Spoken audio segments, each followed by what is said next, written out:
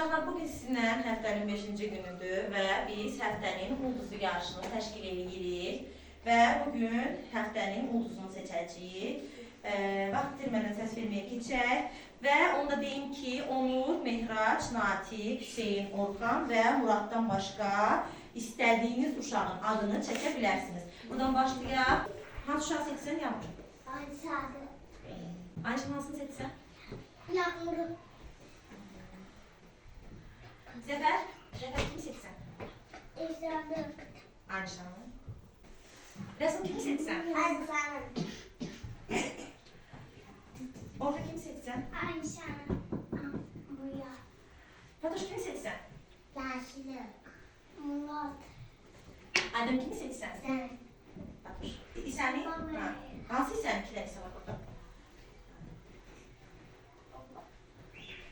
Mirac kimi seçsən? Ayşanı.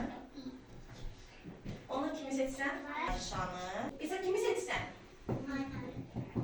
Adem'i. Və sən kimi seçsən İsa?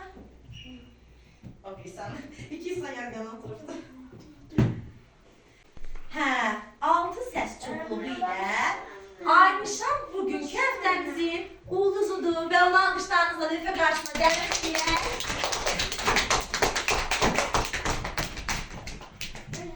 Və siz Aynişanı seçdiniz. Bu həftəmizin ulduzu Aynişandır. Uşaqlar, Aynişan məndən 7 sualının 7-sinə də cavab verə bilsə və yaxud da 7 sualının 6-sına 5-inə cavab verə bilsə, ulduz stikerini alacaqdır. Gəlin ilk sualdan başlayaq. Aynişan vətənimiz haradır? Azərbaycan. Afərin, alqışlayaq Aynişanı. İkinci sualımıza keçək. Bəs paytaxtımız haradır? Aferin alkışlayalım Ayşan'ı.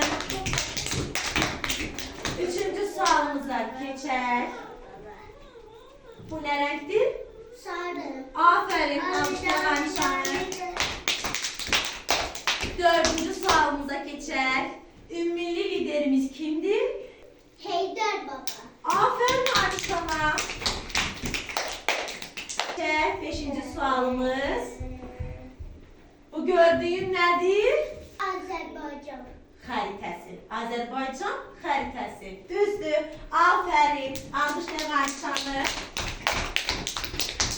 6-cı sualımıza keçək. Ayşan, o hansı fəsildir ki, biz o fəsildə dənizə gedirik, üzürük və biz gözümüzə günlüyü taxırıq. Başımıza kepka taxırıq, şortik geyinirik, bol qısa köynəklərdən istifadə edirik. Hava çox isti olur. O hansı fəsildir? Aferin, alqışlayaq Ayşanı. 7-ci sualımıza keçək. Daha maraqlı olsun 7-ci sualımız. Hansı çizgi film xarakteri olmaq istərdin? Hansı çizgi film? Maşa. Maşa, çok güzel. Alqışlayaq Ayşanı. Uşaqlar, 7-ci sualımız hər zaman fərqli ola bilər. Onu nəzərə alın. Və Ayşan 7 sualın 7-sinə də düzgün cavab verdiyinə görə məndən ulduz stikeri alır. Və Ayşan həftənin ulduzunun ilk qız iştirakçısıdır uşaqlar. İlk qız iştirakçısı Ayşandır.